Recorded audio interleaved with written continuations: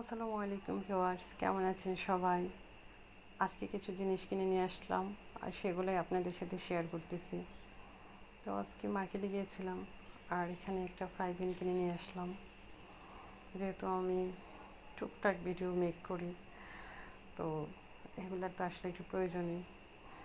আর এখানে একটা chopping board কিনে নিয়ে আসলাম আর একটা অনেক শার্প একটা নাইফ নিয়ে আসলাম। নাইফটা খুব শার্প ছিল। আর একটা স্ট্রেচার লাগবে, যেহেতু আমি ফ্রাই প্যানটা নিয়ে আসছি ওটার সাথে। আর একটা নিয়ে আসলাম ছাঁকনি আর কি।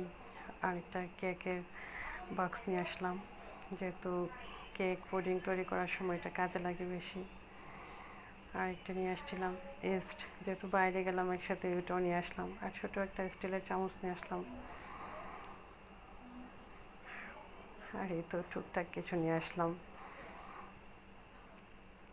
আর এখানে এটা নেওয়ার কারণ ছিল, আমি যখন বেশি করে মোমো তৈরি করি তখন এটা আমার প্রয়োজন পড়ে।